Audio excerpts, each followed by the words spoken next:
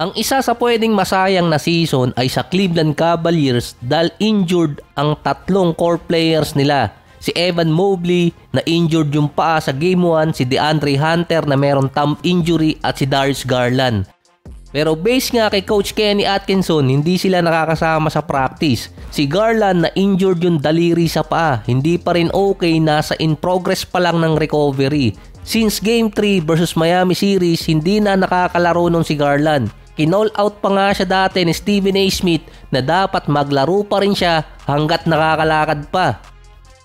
Based naman kay Windhorst, talagang injured si Garland na kahit nilalagay siyang questionable sa Cleveland, malayo pa siya sa recovery. Mawawala din sa Cavaliers ang nasa 20 points, 3 rebounds, 6 assists, 42 and 40% ni Garland versus Pacers. Si Evan Mobley naman na injured nung Game 1 dahil natapakan niya yung paa ni Turner. Questionable sa Game 3, pero hindi rin umaasa ang Cavaliers na makakalaro siya. Tanging si DeAndre Hunter ang inaasahang makakabalik. Kahit si Donovan Mitchell meron ding injury, pero naglalaro pa rin siya. Sumasakit yung binti. Buong series na rin iniinda ni Donovan ang calf injury na nakascore pa rin siya ng 48 points ng Game 2. Yung iba sinasabing dahilan lang yun ni Donovan, pero kung totoo man or hindi, kapag tumagal na naglaro si Donovan na merong calf injury, pwedeng lumala yun. Ang Game 3 gaganapin sa home court ng Indiana na pwede nilang makuha yung advantage dun. Makalamang ng 3-1 or 3-0 or kaya tapusin yung series. Mataas kasi yung winning rate ng Pacers sa kanilang home court. Mukhang nasa kanila napunta yung agimat. Yung mga teams na nakakatapat nila, merong mga players ang nagkaroon ng injury.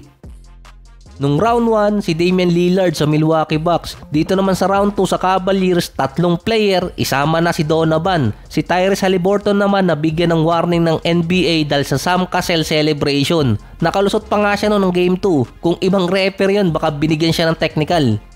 Dahil mismong NBA ang nagban sa celebration na ginawa nitong si Tyrese Haliburton. Matagal na rin yun. Ngayon pa lang iniintay ng matapos yung series ng Pacers kontra sa Cavaliers para Knicks naman ang makakatapat nila kung sakali sa Eastern Conference Finals, isa sa mga OG na rivalry ng East. Kinall out naman ni Shaquille O'Neal ang Boston Warriors na tira ng tira sa 3-point area nung Game 1 na hindi nila binabago yung kanilang approach.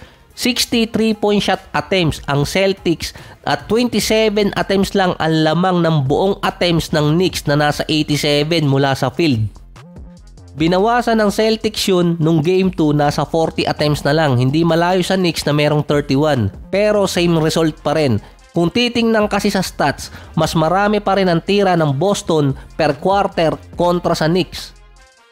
Naglakad tuloy si Paul Pierce na nakarobe lang sa loob ng 7 oras mahigit papasok ng trabaho. Nakasalalay di umano sa series versus Knicks yung ibang player ng Boston kasi nabenta na nga yung team at nagkaroon ng rumors na magtitipid na at i-break yung kanilang core. Ang possible na ilagay doon na posibleng maalis si Holiday or kaya si Porzingis dahil next year sila ang may pinakamalaking payroll sa history, 500 million ang roster nila. Mamamotivate di umano ang bagong team owner na hindi tibagin ang lineup ng Celtics kung sila pa rin ang magcha-champion this year.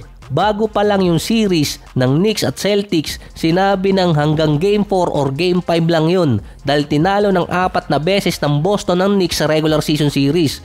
Kalimitan din nangyayari to kapag tinalo sa regular season series, nababawian kapag postseason. Mukhang ganon ang mangyayari sa Boston.